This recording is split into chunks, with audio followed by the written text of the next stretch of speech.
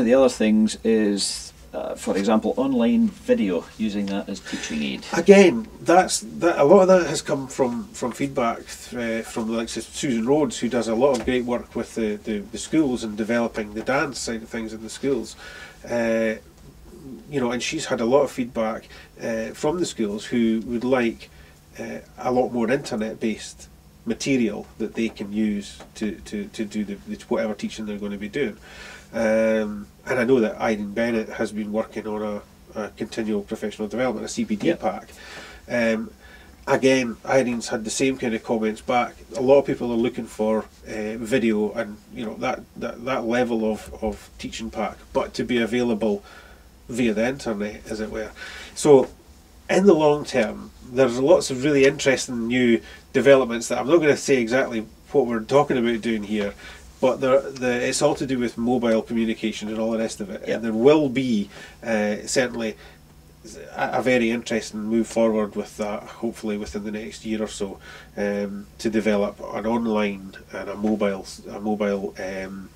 sort of provision for teaching. The sort of feedback I'm getting from regional forums, there's a great deal of enthusiasm for that kind of thing.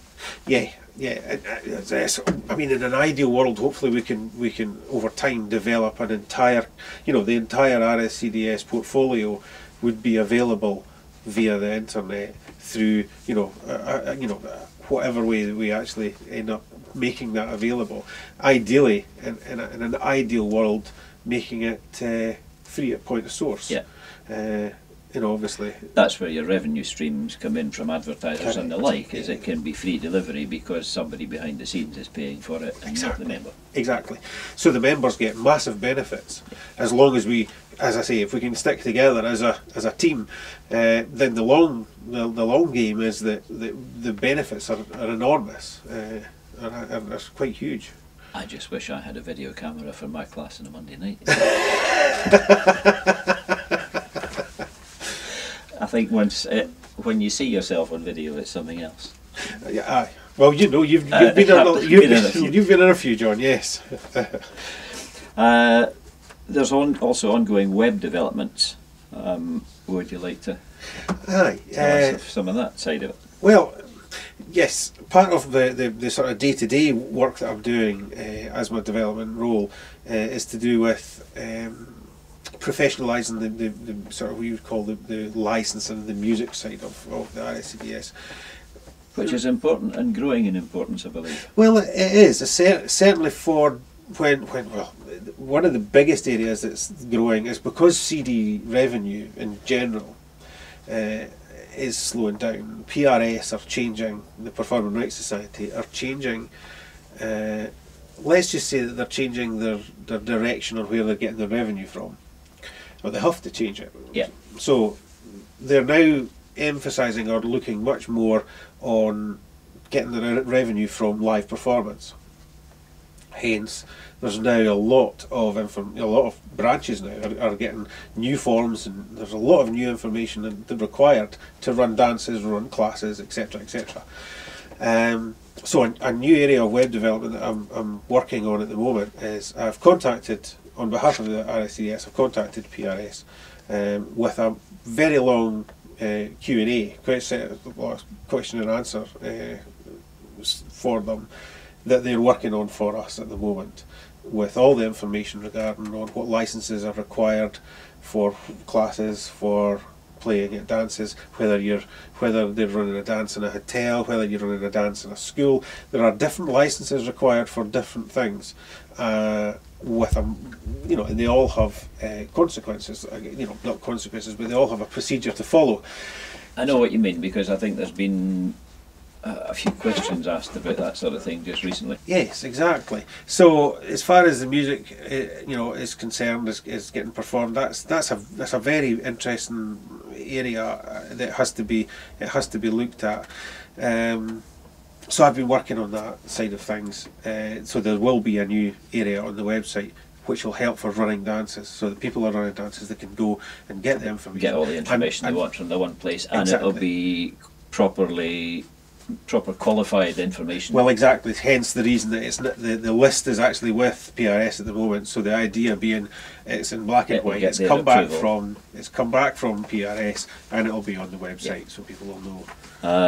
You're also looking at a new musician page on the website. Yeah, I'm hoping that we can pull together a sort of music area on the website.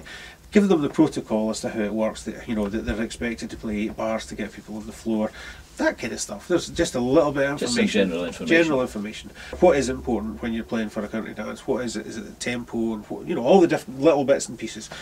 I know Muriel has done an awful lot of work on this in the past. She has a book and all that kind of stuff. So obviously we'll be using a lot of input from other musicians that are working in the scene as well. So hopefully we'll get an overall of what's going on. Yeah. iTunes. Yes. I understand we're going to be having stuff up there that we can download. Yes. At last, we're working towards putting all the RSCDS catalogue on iTunes.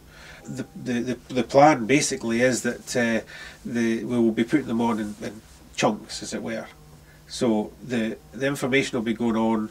I think it's maybe 5 or 6 albums at a time, once every month, and we'll be making available a list of what's going to be there, so people can go and have a look. There will be a link back to the RSCDS's website, so you will be able to get access to buy it through the website. But you'll also be able to buy it directly through iTunes and search for it through iTunes in the same way, so you can get it in both ways. And we're talking the music tracks here. We're talking about the CDs, the music tracks and the CDs that are already there. So that, for example, if somebody who doesn't have live music for a country dance and wants to plan a dance, all the tunes will be available to them. Yes, exactly. So they could download, if they wanted to, they could download a programme at a time. Yeah. And the longer term aim in that is that we can then have the dance instructions there as well. Yes. And we can have perhaps even diagrams, maybe even animated diagrams at some future stage. Exactly, yeah. And maybe even video of the same dance, all tied together in one place. Yes, exactly. So you get back to this online teaching, this online facility that is out there for the members, so it brings this massive member benefit and hopefully gets more people dancing. And if we have additional music that's not necessarily strict tempo Scottish country dance music, I'm thinking of what young musicians and what bands prefer rather than the strict tempo stuff. Absolutely. That can be up there as well, and that can lead to a whole new audience. Well, exactly.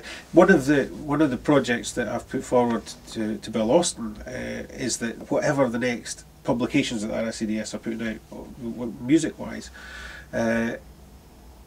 the musicians that are asked to do it will be given the opportunity to record 3 or 4 musicians' choice tracks, let's say, which might be dance music if that's what they want to do. It might be at a slightly different tempo. It might be something completely different. It's what they want to do. The idea being is it opens up to so that they have some kind of real commitment to the piece. They have a real commitment to that recording, so that it's their music that they're putting on the recording. Which is not always something that we get at the moment. In the past, there has been I've been involved in recording the RSCDS's albums now for a long time.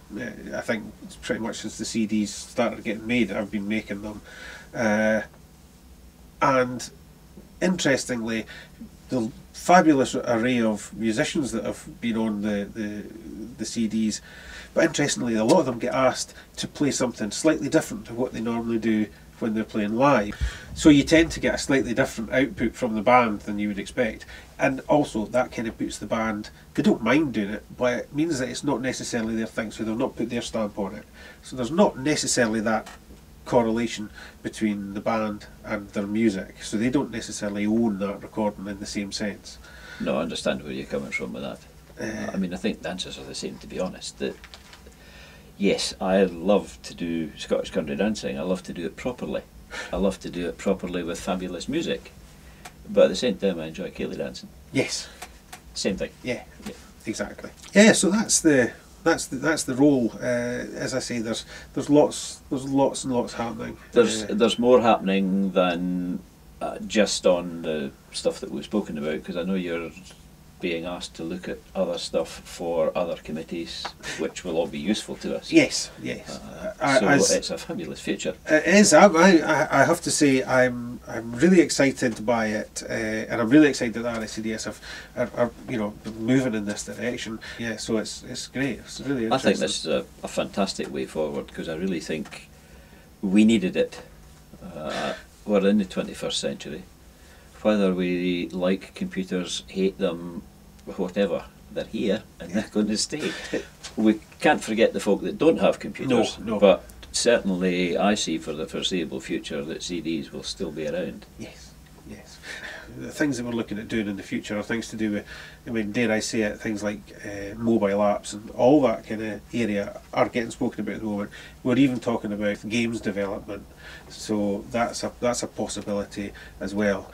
So it's, the mind boggles. I can think of some rather interesting dances being devised by some of that. Yes, it looks. I don't want to go there. No, I don't want to go there.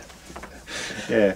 But it's great. It's all good. It's going in the right direction. It sounds great. Thank you very much for talking to me. Not at all. Well, thanks for coming up and having a wee look around the studio and asking me about that. It's great, John. Delighted to do that. Thank you. Cheers.